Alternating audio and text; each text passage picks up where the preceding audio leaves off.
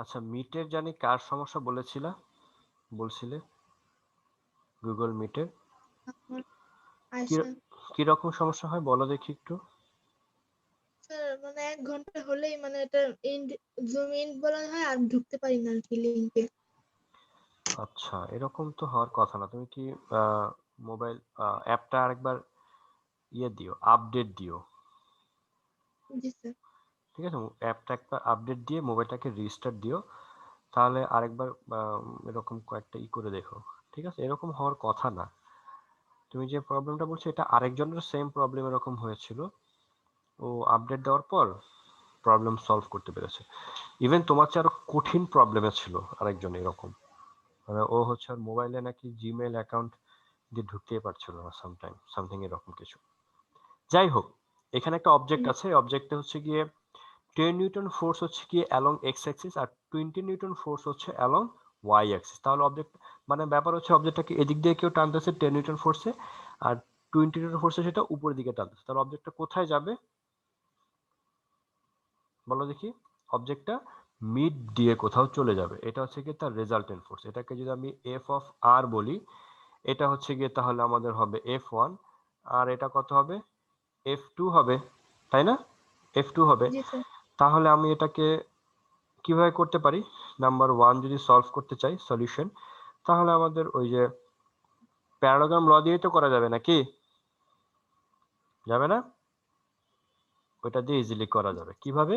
10 square plus 20 square plus 2 into 10 into 20 কস কত হবে বলো দেখি? কস কত হবে? 90 ডিগ্রি হবে। কেন 90? কারণ এফ ওয়ান এর সাথে এফ টু হচ্ছে 90 ডিগ্রি অ্যাঙ্গেলে আছে। তো এটাকে সলভ করলে কত হবে? 10 স্কোয়ার প্লাস 20 স্কোয়ারের রুট, কারণ কস 90 তো জিরো হয়ে যাবে, এই পার্টটা জিরো হয়ে যাবে। বাকি থাকবে কত? 10 স্কোয়ার প্লাস 20 স্কোয়ার, এটাকে রুট করলে হবে 10 রুট 5, এরকম আসছে 10 রুট ওভার 5 নিউটন। এখন কথা হচ্ছে গিয়ে আমাদের এটা ফোর্স চলে আসবে, রেজাল্টেন্ট ফোর্স আসছে 10 রুট 5 নিউটন অ্যান্ড ইটস ডিরেকশনটা কি? এই যে এফ আর নিউটন, এটা থিটা ডিগ্রি অ্যাঙ্গেলে সরে গেল। এখন এই থিটা ডিগ্রি ভ্যালু চাচ্ছে, মানে এই অবজেক্টটা কোন ডিরেকশন বরাবর সরে যাবে সেই ভ্যালুটা আমাদেরকে জানতে চাচ্ছে।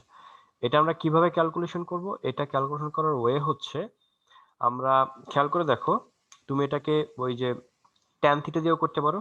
আরেকটা ভাবে করা যায়, সেটা হচ্ছে আমি যদি এই এফ টু ফোর্সকে মনে করো এটাকে এইভাবে ধরে তুলে এনে যদি এখানে বসায় দেই, এটাকে এখান থেকে তুলে এনে এটাকে এখানে বসায় দিই, তাহলে দেখতে কিরকম হবে?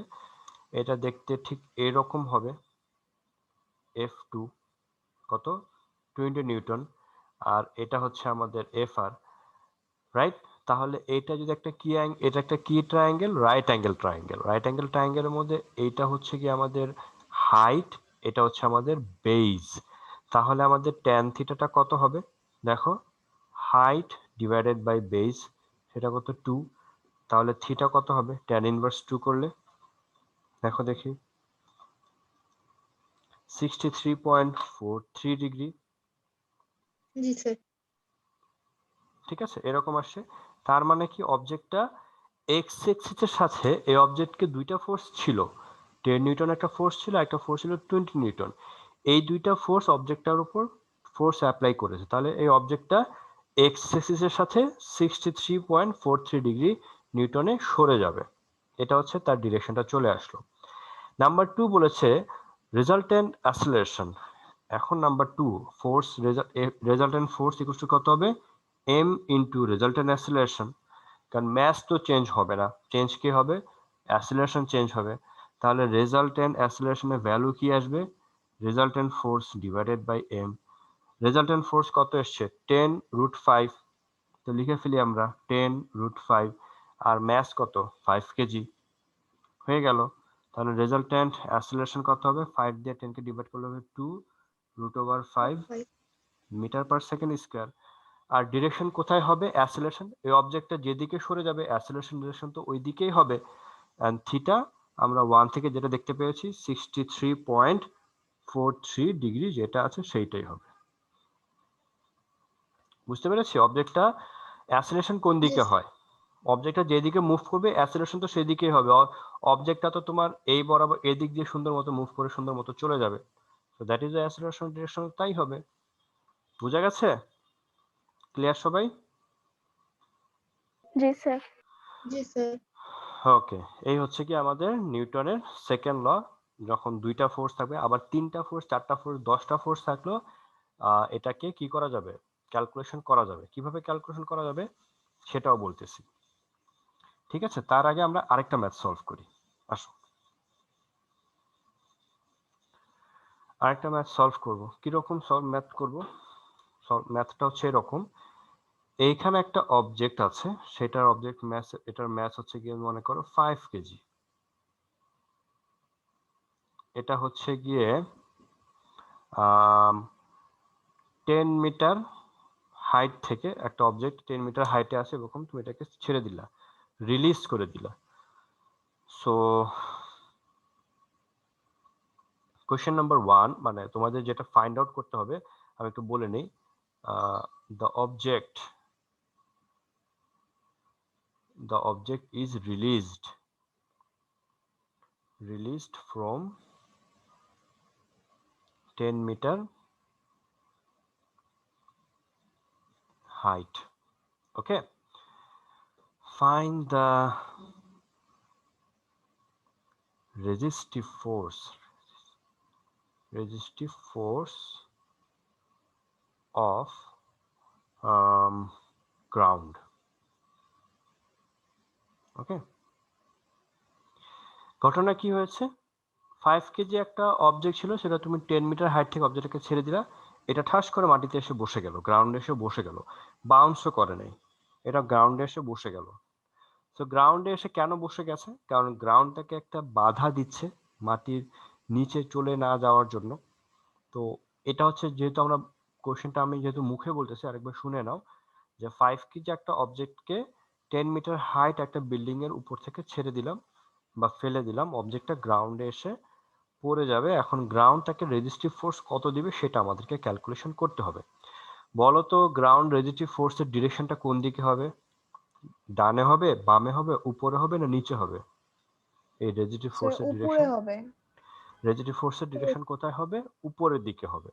সো আমি যদি লিখি রেজিস্টিভ ফোর্সের ডিরেকশন, সেটা হচ্ছে কি হবে, এফ ইকুয়ালস টু কি, এম এ হবে, তাই না? এম কত জি দেখতে পাচ্ছি আমি, 5 কেজি। What is a? এটা কি হবে বলো দেখি? স্যার এ হবে না জি হবে? বলো, এ হবে না জি হবে? আমার তো মনে হচ্ছিল জি হবে। কেন জি হবে? স্যার উপর থেকে পড়ছে যে, হ্যাঁ, উপর থেকে পড়ছে, তার একটা কি, গ্র্যাভিটেশনাল ফোর্স আছে। গ্র্যাভিটি, হ্যাঁ একটা গ্র্যাভিটেশনাল ফোর্স আছে। এই গ্র্যাভিটেশনাল ফোর্সটাকে কি করতে হবে, বাধা দিতে হবে, থামাইতে হবে, তাই না? এখন এই অবজেক্টকে যদি উপর থেকে এখানে পড়ে যায়, তাহলে এখানে আমার এই 10 মিটার হাইট এটা কি করতেছে না, ম্যাটারই করতেছে না। তাহলে আমার যেহেতু তোমার এই অবজেক্টটা মুভ করতেছে, এদিকে উপর থেকে নিচে আসতেছে, এন্ড উপর থেকে নিচে আসার জন্য যেহেতু এখানে জি ছাড়া অন্য কোনো অ্যাসিলারেশন নাই, তাহলে ও নিচের ডিরেকশনে যে ফোর্সটা ফিল করতেছে, ওই ফোর্সটা অপোজিট ডিরেকশনে দিলেই অবজেক্টটা কি হয়ে যাবে, থেমে যাবে। তাহলে এখানে আমরা যে পড়তেছি রেজিস্টিভ ফোর্স, এখানে রেজিস্টিভ ফোর্সটা কি, এখানে এম এ হবে না, এটা হবে এম জি। তাহলে এখানে 10 এর সাথে আমরা এমটা কত, 5, তাই না? আর জি এর ভ্যালু কত, 9.8। তাও 5 এর সাথে 9.8 মাল্টিপ্লাই করে দিলেই হবে, কত হবে, 49.5 নিউটন হবে। বুঝতে পারছি? ক্লিয়ার? জি স্যার। ওকে, একটু ওয়েট কর, একটা কল আসছে, একটু রিসিভ করে নিই।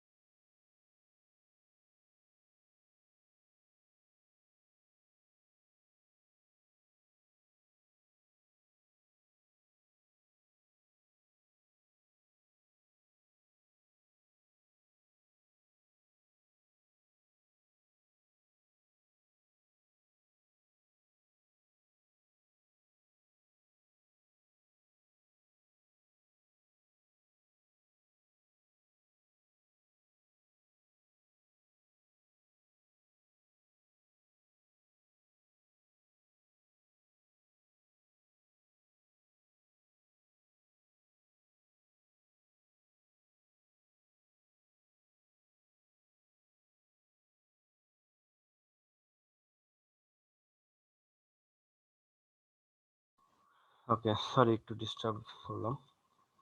সো এইটা হচ্ছে কি আমাদের রেজিস্টিভ ফোর্স, যে resistive force of the ground, এটা আসছে কত 49.5 নিউটন চলে আসছে। ওকে, এখন ম্যাথটা যদি এইরকম না হয়ে, ঠিক আছে, একটু ডিফারেন্ট হয়, ডিফারেন্ট মানে ডিফারেন্ট ক্যাটাগরি হয়। ডিফারেন্ট ক্যাটাগরি বলতে মানে ডিফারেন্ট ক্যালকুলেশনস অর ডিফারেন্ট টাইপের কিছু হয়। যেমন ধরো অবজেক্টটা এই যে উপর থেকে নিচে যে আসবে, ধরে না এটা একটা সয়েল আছে, এটা গ্রাউন্ড না, এটা একটা সয়েল আছে। ওকে, এখন অবজেক্টটা উপর থেকে 10 মিটার হাইট একটা বিল্ডিং থেকে আমি ফেলে দিলাম, এই 5 কেজি একটা ম্যাসের একটা অবজেক্টকে 10 মিটার উপর থেকে ফেলে দিলাম। এটা সয়েলের ভেতর কিছু দূরে গিয়ে মনে করো 0.7 মিটার ট্রাভেল করে তারপর এটা থেমে যায়। ওকে, এটা আমি 10 মিটার হাইট একটা বিল্ডিং থেকে ফেলে দিলাম সয়েলের ওপর, ঠিক আছে, একদম সলিড গ্রাউন্ড না, সয়েলের ওপর কাদামাটি। তো এটা কি হলো, এটা সয়েলের ভেতরে 10 মিটার 0.7 মিটার ট্রাভেল করে এরপর থেমে যায়, ঠিক আছে। তখন কি হবে, তখন আমাদের রেজিস্টিভ ফোর্সটা কি হবে, পারবো আমরা? কেউ এক্সপ্লেন করো দেখি, মানে একটু। তো 49.5 হবে না? এর আগেরটা না এটা, এটা আচ্ছা, হ্যাঁ, ওইটা পরে স্যার। চিন্তা করো দেখি। এখানে দেখো, এইখান থেকে সে এইখানে আসবে, এই সয়েলের উপরের লেভেলটা, এই আপ টপ লেভেলটা ওকে যে পরিমাণে বাধা দিচ্ছে, ও যত নিচের দিকে যাচ্ছে তা কি বাধার পরিমাণ কি আস্তে আস্তে বাড়তেছে না, কারণ সে বেশি ভিতরে চলে যাচ্ছে, তাই না? হ্যাঁ স্যার। তাহলে তখন কি হবে, সে এইখান থেকে যে এইখানে আসলো, তখন এইটুক অংশে কাজ করতেছিল জি, কাজ করতেছিল, রাইট? বাট এইখান থেকে সে যে এইখানে আসলো, সয়েলের টপ লেভেল থেকে মানে আপার লেভেল থেকে যে এতটুকু এন্টার করলো, এইখানে কিন্তু জি কাজ করতেছে না, তাই না? এখানে কে কাজ করতেছে, এখানে নিউ একটা অ্যাসিলেশন কাজ করতেছে, তাই না? কারণ এখানে তো আর সে তো আর এয়ারে নাই যে জি কাজ করবে। সো আমাদের টোটাল যে রেজিস্ট্রিভ ফোর্সটা হবে, সেই রেজিস্ট্রিভ ফোর্সটা কি হবে, এফ ইকুয়ালস টু এম, জি তো হবেই, জি প্লাস এ হবে, কারণ এইটার জি এর ডিরেকশন এইদিকে, বাধাটা এই জি কে বাধা দেওয়ার জন্য উপরে একটা ফোর্স দিতে হবে, আর এই এটাকে বাধা দেওয়ার জন্য কি আরেকটা ফোর্স দিতে হবে, এই দুইটা অ্যাড হয়ে যাবে না? বুঝতে পেরেছি? ক্লিয়ার? জি ওকে, স্যার। এখন আমরা ভ্যালু এম এর ভ্যালু জানি, জি এর ভ্যালু জানি, এখন আমাদেরকে ক্যালকুলেশন করতে হবে what is the value of A, right? আমরা এ এর Yes, ভ্যালুটা sir. যদি ক্যালকুলেশন করতে পারি, আমাদের ম্যাথটা ইজিলি হয়ে যাবে। এটা আমরা লিখেছি থাক এটা এইভাবে। আমরা এটাকে, এই ম্যাথটাকে কয়েকটা সেগমেন্টে ডিভাইড করে নিই। এই পিক পয়েন্টটাকে এ বলি, এই পয়েন্টটাকে বি বলি, আর এই পয়েন্টটাকে সি বলি। আমরা হচ্ছে প্রথমে এ বি সেগমেন্ট নিয়ে ক্যালকুলেশন করব। এ বি সেগমেন্টে বি পয়েন্টে ভেলোসিটি কত সেটা আমরা ক্যালকুলেশন করব। তো ভেলোসিটি কত হবে, ভি স্কোয়ার ইকুয়ালস টু কত হবে, ইউ স্কোয়ার প্লাস 2gh হবে। ইনিশিয়াল ভেলোসিটি কত, 0 স্কোয়ার 2 ইন্টু 9.8, আর এখানে কি 10 হবে, রাইট? তাহলে ভি কত হবে, এটাকে রুট করে দিতে হবে। দেখি আমরা, 2 ইন্টু 9.8 ইন্টু 10 রুট করে দিলে 2 ইন্টু 9.8 ইন্টু 10 কত এসছে তোমাদের? এটা আসে 14 মিটার পার সেকেন্ড। তাহলে এই অবজেক্টের এ পয়েন্টে স্পিড ছিল 0, বি পয়েন্টে স্পিড হচ্ছে গিয়ে কত, 14 মিটার পার সেকেন্ড। সি পয়েন্টে কি স্পিড 14 থাকবে, বেশি থাকবে না কমে যাবে সি পয়েন্টে? কমে যাবে না? হ্যাঁ, সে থেমে যাবে। যখনই বি থেকে সি এর দিকে আসতে থাকবে, আস্তে আস্তে বাধার পরিমাণ বাড়তে থাকবে, এন্ড সি পয়েন্টে গিয়ে অবজেক্টটা থেমে যাবে। তো সি পয়েন্টে ভেলোসিটি কত, 0। সো আমরা এবি সেগমেন্ট নিয়ে কাজ করেছি, এখন যদি আমরা বিসি সেগমেন্ট নিয়ে কাজ করি, বিসি সেগমেন্টে একই ফর্মুলা অ্যাপ্লাই করব, V square equals to U square plus 2as apply করি আমরা। ফাইনাল ভেলোসিটি কত বিসি সেগমেন্টে, সি পয়েন্টে 0 স্কয়ার। ইনিশিয়াল স্পিড কত, এটাই কি 14 হবে না ইনিশিয়াল স্পিডটা, দেখো তো চেক করে, 14 square. 2 into a r s কত এসছে 0.7 metre. 0.7 so what is the value of a, এটা আমরা করে ফেলি, এটা মনে হয় 20 হবে। যাই হোক দেখো কত হয়।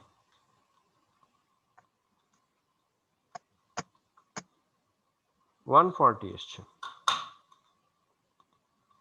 140 মিটার পার সেকেন্ড স্কয়ার। এটা কি নেগেটিভ আসছে? নেগেটিভ দেখে আমরা বুঝতে পারছি এটা কি করছে, এটাকে রেজিস্টিভ ফোর্স। সো নেক্সট লাইনে আমরা এই ম্যাথটা করে ফেলতে পারি। ওকে, আমরা যেহেতু এখানে লিখেছি রেজিস্টিভ ফোর্স, সো এখানে কিন্তু এর ভ্যালু নেগেটিভ ইউজ করব না, কারণ আমরা এখানে আগেই বলে নিয়েছি এফটা হচ্ছে রেজিস্টিভ ফোর্স। সো আমরা এখানে এর কোন ভ্যালুটা ইউজ করব, পজিটিভটা না নেগেটিভটা? পজিটিভটা। পজিটিভ ভ্যালু ইউজ করব, জাস্ট ভ্যালু ইউজ করব, সাইন ইউজ করব না। ওকে, সো রেজিস্টিভ ফোর্সটা কত হবে, F equals to M G plus A. M এর ভ্যালু হচ্ছে 5, জি এর ভ্যালু হচ্ছে 9.8, আর এ এর ভ্যালু হচ্ছে কত, সরি 9.8 প্লাস 140 140। এটা ক্যালকুলেশন করে দেখো কত আসে। 140 প্লাস 9.8 ইন্টু 5, 749। আমার এটা আসছে, দেখো তোমাদের মিলছে 749 স্যার সেম আসছে। সেম এসছে। তার জি মানে স্যার এই আসছে। অবজেক্টটা 749 নিউটন কি পাবে, সে তাকে এই 0.7 এর মধ্যে থামাইতে হলে তাকে এতটুকু ফোর্স দিতে হবে। এটা কিন্তু হিউজ ফোর্স, বুঝতে পেরেছি? জি জি স্যার। স্যার। ওকে, তো এখন তাহলে বলো তো, এই সয়েলের সয়েলের জন্য তো সে 0.7 মিটার ট্রাভেল করে থেমে যাচ্ছে, আর অন্য কোনো যদি মাটিটা মানে সয়েলটা যদি এটা যদি তোমার সয়েলটা যদি আরো থিক হয়, ঠিক আছে, তাহলে কি হবে, আরো কম ডিস্টেন্সে থেমে যাবে, তাই না? এই ইয়েস ডিস্টেন্সটা স্যার। এটা কিরকম কম হবে। বাট যদি সয়েল না হয়, যদি হার্ড মানে একদম ফ্লোরটা যদি খুবই হার্ড হয় আমাদের নর্মাল ফ্লোরের মতো, তাহলে কি এসে পড়ে আবার কি বাউন্স করবে না, তাই না? জি স্যার। বাউন্স করবে। জি। তো বাউন্স করে তখন আমাদের এই ধরনের ম্যাথ থাকবে যে বাউন্স করে সে কতটুকু উপরে উঠবে, ঠিক আছে? এই ধরনের ম্যাথ আমরা করবো হচ্ছে চ্যাপ্টার 5-এ গিয়ে। এই চ্যাপ্টারের ম্যাথের সাথে 5 নাম্বার চ্যাপ্টারের ম্যাথের একটা ফিউশন করে আমরা এই ধরনের ম্যাথকে আবার করব, যে ও এখান থেকে এসে পড়লো, পড়ার পর কতটুকু উপরে উঠবে, ঠিক আছে? এবার তোমাদের এটার বাইরে এই ম্যাথ যেহেতু আসছে, এটার সাথে রিলেটেড একটা কোশ্চেন করি। সেটা হচ্ছে, মনে করো তোমার হাতে একটা টেনিস বল আছে, তুমি এটাকে ফেলে দিলা, এই লেভেল যেখান থেকে ফেলে দিয়েছো ফ্লোরে পড়ে আবার কি হাত বরাবর এই লেভেলে আসে বলটা? না স্যার। কেন আসে না, চিন্তা করো।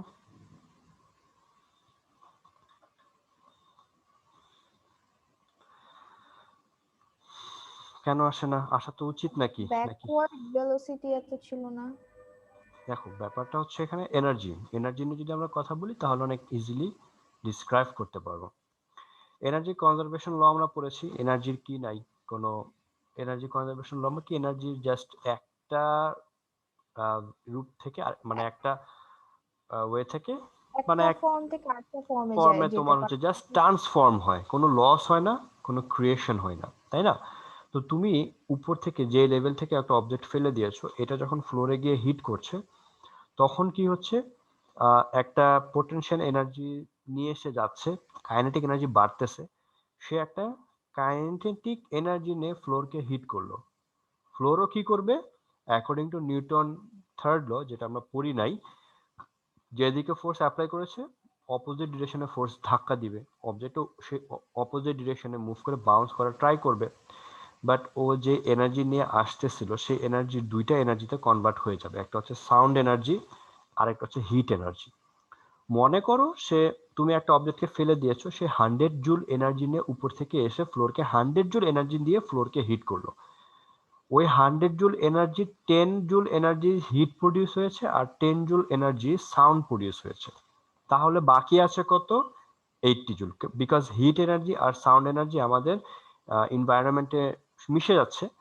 আর যে 80 জুল এনার্জি আছে সে ব্যাক করার জন্য মাত্র তার কাছে 80 জুল এনার্জি আছে আউট অফ 100 জুল, এই কারণে সে 80 জুল এনার্জি নিয়ে যতটুকু আসে সে ততটুকুই আসে। পুরো হাতে ওই লেভেল বরাবর আবার ফিরে আসে না। বুঝতে পেরেছি? জি স্যার। জি স্যার। হ্যাঁ, এই ধরনের ম্যাথ থাকবে আমাদের যে আম, ধরো বলে দিল যে ফ্লোরে হিট করার পর তার 80% এনার্জি বাকি আছে বা 70% এনার্জি লস হয়ে যায়, এরকম থাকবে।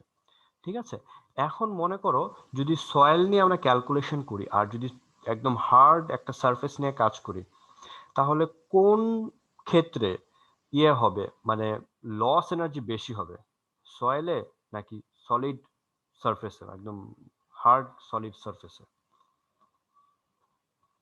কি মনে হয়?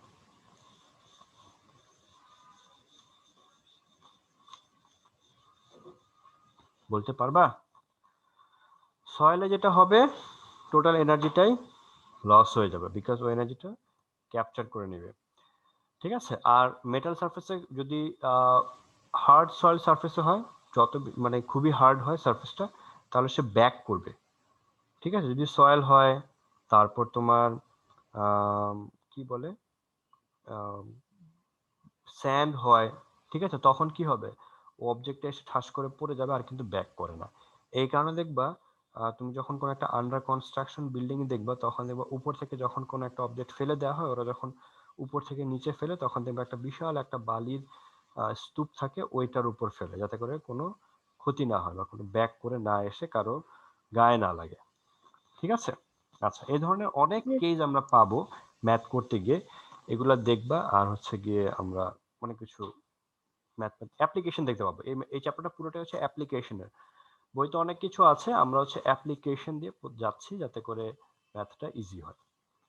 সেকেন্ড ল আমরা পড়লাম অনেক কিছুতে, এবার আমরা আসি থার্ড লতে। থার্ড ল কি বলেছে? থার্ড ল বলছে কোন every action has same and equal and opposite reaction. রিঅ্যাকশনটা কি? রিঅ্যাকশন হচ্ছে কোন একটা অবজেক্ট যে ফ্লোরের উপর, মানে যার সাথে তোমার একটা কলিশন হবে, কলিশন উপর যে ফোর্স অ্যাপ্লাই করবে, ওইটাকে যদি আমরা অ্যাকশন বলি, তাহলে অপোজিট থেকে যে ফোর্সটা পাবে সেটা হচ্ছে গিয়ে কি রিঅ্যাকশন। এই যে আমরা একটু আগে যে এক্সাম্পল পড়লাম, একটা অবজেক্টকে আমি এখানে ফেলে দিলাম, এই অবজেক্ট আবার বাউন্স করে উপরে ব্যাক করবে, এই অবজেক্টটা ফ্লোরকে যে ফোর্স অ্যাপ্লাই করলো, এই ফোর্সটাকে আমরা যদি বলি অ্যাকশন বলি, আর গ্রাউন্ড অবজেক্টটাকে উপরের ডিরেকশনে যে ফোর্স অ্যাপ্লাই করলো, এটাকে আমরা কি বলবো? রিঅ্যাকশন। এখন নিউটনের থার্ড ল যেটা বলতেছে, এই action and reaction will be কি ইকুয়াল, বাট কি হবে? অপোজিট হবে। ওকে, অপোজিট হবে। কি রকম? যে ঠিকই আছে, যেমন এই অবজেক্টটা ফ্লোরকে এসে যে ডিরেকশনে ফোর্স অ্যাপ্লাই করলো, ফ্লোরও অবজেক্টকে সেম ডিরেকশনে ফোর্স অ্যাপ্লাই করলো। ঠিক আছে, ফ্লোর সেম ডিরেকশনে ফোর্স অ্যাপ্লাই না করতো, তাহলে তো অবজেক্টটা উপরে ওঠার কথা ছিল না, সেই কারণে এখানে রিঅ্যাকশন আছে।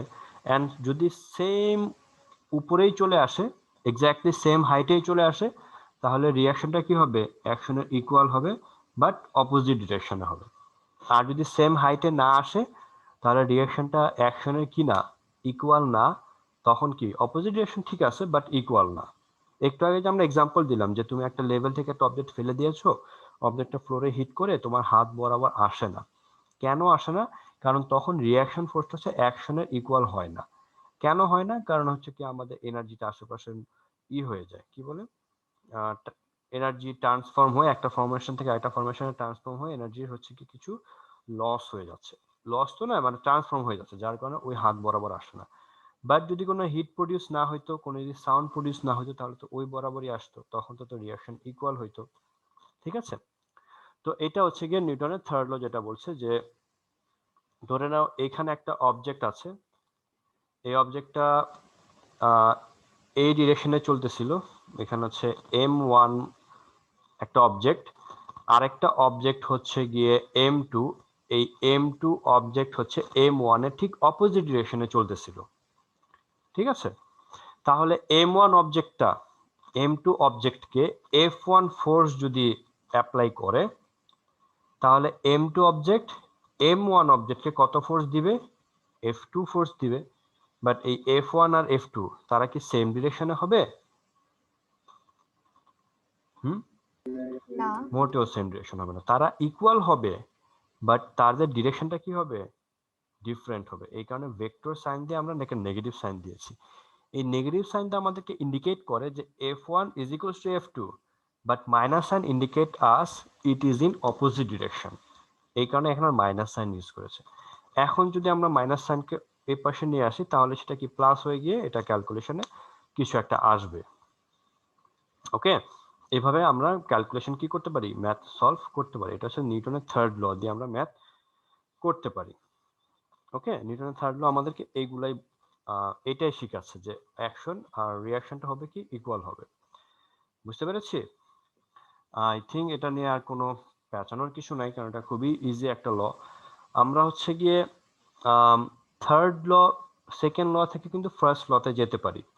ঠিক আছে, কিভাবে যেতে পারি সেটা একটু দেখি আমরা। থার্ড লটা তো দেখলাম, এটা কঠিন কিছু না, এটা খুবই ইজি একটা জিনিস। আমরা এখন দেখি যে সেকেন্ড ল থেকে আমরা ফার্স্ট লতে কিভাবে এক্সপ্লেন করেছি।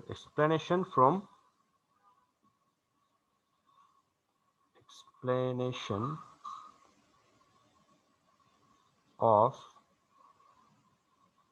first law, explanation of first law using second law. Second law apply করে আমরা কিভাবে সেকেন্ড লটাকে ইউজ করে আমরা কিভাবে ফার্স্ট লটাকে অ্যাপ্লাই করতে পারবো। সেকেন্ড ল কি বলছে, কোন একটা অবজেক্টের অ্যাপ্লাইড ফোর্স, এই একটা অবজেক্ট আছে, এই অবজেক্টের অ্যাপ্লাইড ফোর্স, অবজেক্টের ম্যাস যদি হয় এম, তাহলে অ্যাপ্লাইড ফোর্সটা কত হবে, F equals to M A. অবজেক্টটা যে অ্যাসেলারেশনে ছুটে যাবে সেই অ্যাসেলারেশনের সাথে ম্যাসটা মাল্টিপ্লিকেশন করে দিলে এফটা হবে কি তার ইকুয়াল। এখন যদি if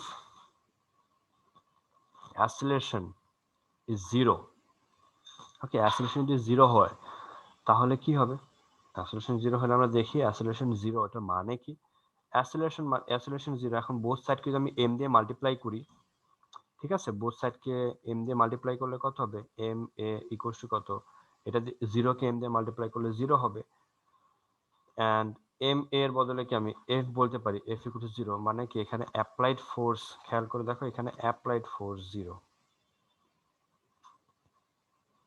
applied force is zero. Okay, applied force zero মানে কি আমি কোনো ফোর্স অ্যাপ্লাই করি নাই, তাহলে অবজেক্টটা কিরকম হবে। ফার্স্ট ল কি বলেছিল যে if applied force is zero, অথবা if there is no applied force, the static object will be static and moving object will move in same speed, with same speed. So applied force যদি zero হয়, ঠিক আছে, তখন applied force zero হলে আমরা back calculation করতে পারি, যে আমরা এভাবে লিখতে পারি, using second law F equals to কি এম এ। ঠিক আছে, now if applied force is zero or there is no applied force, there is no applied force, ঠিক আছে, তাহলে যদি এরকম হয় তাহলে আমরা খুব ইজিলি লিখে ফেলতে পারবো যে f ইকুয়ালস টু কত, zero. So what is f, m a equals to zero, that means a equals to zero, because m দিয়ে মাল্টিপ্লাই করে দিলে জিরো হয়ে যাবে। নেক্সট লাইনে আমরা যদি নেক্সট লাইনটা এই পাশে লিখি, সো এর বদলে আমি লিখতে পারি কি v minus U by T equals to zero, that means কত হবে, v minus U equals to zero, therefore v equals to u. v equals to u মানে কি ফাইনাল ভেলোসিটি আর ইনিশিয়াল ভেলোসিটি কি আছে এখানে, সেম আছে। ফাইনাল ভেলোসিটি আর initial velocity same থাকা মানে কি, দেয়ার ইজ নো অ্যাসেলারেশন, তাই তো আসছে যে কোনো অ্যাসেলারেশন নাই। আর কোনো অ্যাসেলারেশন না থাকলে অবজেক্টটা তো কি হবে, যেখানে আছে সেখানেই থাকবে, যদি স্ট্যাটিক থাকে তাহলে স্ট্যাটিক থাকবে, আর যদি তোমার মুভ করতে থাকে তাহলে, যদি কোনো ফোর্স অ্যাপ্লাই না করি তাহলে সারা জীবন সে মুভ করতে থাকবে, যদি অপোজিট ডিরেকশন থেকে ফোর্স দেই তাহলে থেমে যাবে, যদি যেদিকে মুভ করতেছে ওই বরাবরই ফোর্স অ্যাপ্লাই করি তাহলে তার স্পিড বেড়ে যাবে। ঠিক আছে, আচ্ছা এরকম আসছে। ক্লিয়ার এটা জি নিয়ে কারো স্যার। কোনো কনফিউশন? জি স্যার। No sir. ওকে, এখন তোমাদেরকে একটা কোশ্চেন করি যে অ্যাপ্লাইড ফোর্স 0 তারপরে অবজেক্ট মুভ করবে না, যেমন ধরো এইখানে একটা অবজেক্ট আছে, এই অবজেক্টকে আমি এই বরাবর 10 নিউটন ফোর্স দিলাম, আবার এইখানেও 10 নিউটন ফোর্স দিলাম, এই অবজেক্টটা কোথায় যাবে, কোন ডিরেকশনে মুভ করবে? স্যার এটা তো স্ট্যাটিক থাকবে, মানে কোথাও যাবে না, মানে মাঝামাঝি থাকবে, যেখানে ছিল ওখানেই থাকবে, তাই না? ওখানে থাকবে। এখন এই যে ফার্স্ট ল বলেছিল যে অ্যাপ্লাইড ফোর্স যদি না করি তাহলে স্ট্যাটিক অবজেক্ট স্ট্যাটিক হবে, বাট এখানে অ্যাপ্লাইড ফোর্স তো আছে, এরপরে অবজেক্টটা মুভ করছে না, কেন মুভ করতেছে না? বিকজ তার অ্যাপ্লাইড ফোর্স তো আছে, বাট যে দুটা ফোর্স অ্যাপ্লাই করা হয়েছে তারা অপোজিট ডিরেকশনে অ্যাপ্লিকেবল হয়ে তারা একে অপরকে কি করে দিচ্ছে, ক্যান্সেল আউট করে দিচ্ছে। সো এইখানে আমি বলতে পারি যে অ্যাপ্লাইড ফোর্সটা হচ্ছে ভেক্টর, অ্যাপ্লাইড ফোর্সটা হচ্ছে 0। ঠিক আছে, আমি যদি এই ফোর্সটাকে F1 বলি আর এই ফোর্সটাকে যদি F2 বলি, তাহলে আমি এখানে বলতে পারি F1 plus F2 is equals to 0। এখানে হচ্ছে net force, summation of force, the summation sign, summation of force যদি 0 হয় তাহলে হবে, বিকজ F1 এন্ড F2 এর ভেক্টর প্রোডাক্টটা হচ্ছে কি, ভেক্টর সামেশনটা হচ্ছে কি 0। F1 এর হচ্ছে কি যদি পজিটিভ হয় তাহলে F2 কত হবে, -10, তখন অ্যাড হয়ে কি 0 হয়ে যাবে। বুঝা গেছে? এটা লেখা যাবে। জি স্যার। এটা হচ্ছে নিউটনের ফার্স্ট ল থেকে আমি দেখেছি যে সামেশন অফ নিট ফোর্স, এটাকে বলা হয়, এটাকে সামেশন অফ ফোর্সও বলা হয়, অথবা এই টার্মটাকে বলা হয় নিট ফোর্স, এটাকে নিট ফোর্সও বলা হয়ে থাকে। আর সেকেন্ড লটা আরেকবার যদি এক্সপ্লেন করি, মনে করো এখানে একটা অবজেক্ট আছে, এই অবজেক্টকে এইখানে একটা ফোর্স দিলাম, মনে করো 10 নিউটন, এই পাশে আরেকটা ফোর্স দিলাম 20 নিউটন, এই পাশে আরেকটা ফোর্স দিলাম সেটা হচ্ছে গিয়ে 30 নিউটন, তাহলে এই অবজেক্টের রেজাল্ট, নিউটনের সেকেন্ড লটা কি হবে, নিউটনের এই অবজেক্টের ম্যাস যদি হয় m, তাহলে এটাকে যদি F1 হয়, এটা যদি F2 হয়, এটা যদি F3 হয়, তাহলে রেজাল্ট তিনটা মিলে আমাদের ফাইনাল আমি F ইকুয়ালস টু m এ লিখতে হবে। Summation of F equals to তখন হবে সামেশন অফ m a। ঠিক আছে, তার সামেশন অফ F এর বদলে আমি লিখতে পারবো কি, F1 plus F2 plus F3, আর এখানে কি হবে ma1 plus ma2 plus ma3, কারণ এই ফোর্স জন্য একটা অ্যাসিলেশন থাকবে, এটার জন্য একটা অ্যাসিলেশন থাকবে, এটার জন্য কি একটা অ্যাসিলেশন থাকবে, এটা যদি হয় a1, এটার জন্য a2, এটার জন্য a3, তিনটা মিলে তো ফাইনালি এরকম হবে। বুঝতে পেরেছি? সো ফাইনালি এটাকে আরেকভাবে লেখা যায়, সেটা হচ্ছে কি সামেশন অফ F, এটাকে আমরা m লিখে সামেশন অফ a লিখতে পারি, কারণ এমটা তো চেঞ্জ হবে না, এই কারণে এমটা সামেশনের বাইরে চলে আসলো। এভাবেও লেখা যেতে পারে, অথবা এভাবে লেখা যেতে পারে, আরেকভাবে লেখা যেতে পারে যে summation of F equals to ma যদি লিখো, তাহলে এখানে a কে বলতে হবে রেজাল্টেন্ট অ্যাসিলারেশন।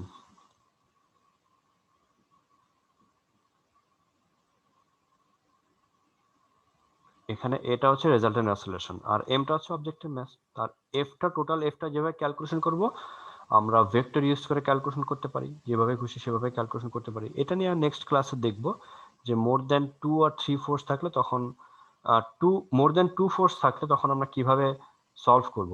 দুইটা ফোর্স থাকলে তো আমরা প্যারালোগ্রাম ল ইউজ করে করতে পারি, বাট তিনটা ফোর্স থাকলে আমরা প্যারালোগ্রাম ল ইউজ না করে অন্য কোন মেথডে করতে পারি সেটা একটু দেখব। ঠিক আছে, ওইটা বেশি ইম্পর্টেন্ট হবে এন্ড ওইটা আরো বেশি ইজি হবে। ঠিক আছে, এখন বলো এইটুক পর্যন্ত কনফিউশন কোথায় হয়েছে সেটা বলো, ওইটুক নিয়ে আলোচনা করি, কারণ নিউ কিছুতে যাব না, কারণ তিনটা ল আমরা পড়েছি, এই তিনটা ল নিয়ে 2-3টা ম্যাথ পড়েছি, এগুলোর উপর বেস করে কিছু ম্যাথ থাকবে, আর নতুন কিছুতে যাব না। এখন এই তিনটার ভেতরেই তোমার কোনো কনফিউশন থাকলে বলো, ওইগুলো নিয়ে একটু আলোচনা করা যাক। নো স্যার, কনফিউশন নেই। কনফিউশন নেই, ম্যাথ করতে গেলে আসবে তাই তো, এরকম কিছু? জি স্যার। হ্যাঁ, আচ্ছা ঠিক আছে। তো এই হচ্ছে আমাদের আমরা জাস্ট এতক্ষণ যেটা পড়লাম এটা কিন্তু 9-10-এ এগুলো পড়ে আসছি, জাস্ট একটু রিভিশন দিয়েছি। এরপরে আমরা যেটা পড়বো এগুলো একটু কিন্তু ফাস্ট যেতে হবে, কারণ এই চ্যাপ্টার কিন্তু হিউজ একটা চ্যাপ্টার। এখানে আমার এখানে যেমন নিউটনের 3টা ল অ্যাপ্লাই করে আমরা লিনিয়ার পার্ট করেছি, এখানে আবার সার্কুলেট যখন আসবে তখনই কিন্তু ইকুয়েশনগুলো চেঞ্জ আসবে। তখন ওই ডায়নামিক্স চ্যাপ্টারে যে সার্কুলার পার্টের জন্য যে ইকুয়েশনগুলো ইউজ করেছে ওইগুলাও এখানে ব্যবহার করতে হবে, ব্যবহার করে আমাদের কাজ করতে হবে। অ্যান্ড মাথা একটু বেশি খাটাইতে হবে, ম্যাথমেটিক্স ভালো মতো করতে হবে, ঠিক আছে? বেশি বেশি করে প্র্যাকটিস করতে হবে, তাহলে ম্যাথ পারবা। আর নেক্সট ক্লাসে যারা আজকে মিস করেছে তোমরা একটু ওদেরকে ইনফর্ম করে দিবা যে নেক্সট ক্লাসে যাতে মিস এভাবে না করে, কারণ মিস করলে তো ইয়া হবে, আবার জি ওদেরকে স্যার। রিপিট করতে হবে, তাই না? জি একটু স্যার। একটু ইনফর্ম করে দিও। আর বই থেকে একটু দেখবা বইতে কিভাবে আছে না আছে। বই থেকে দেখলে তোমাদের কিছু কোয়েশ্চেন আসবে, ওই কোয়েশ্চেনগুলো নেক্সট ক্লাসে করবা, ঠিক আছে? আজকে তাহলে এই পর্যন্তই। Okay, sir. হ্যাঁ, নেক্সট ক্লাসে আবার দেখা হবে টিউসডেতে সেম টাইমে 7 PM এ। Okay, sir. Assalamu alaikum. ওয়ালাইকুম আসসালামু আলাইকুম। আসসালাম। আসসালামু আলাইকুম। আসসালাম।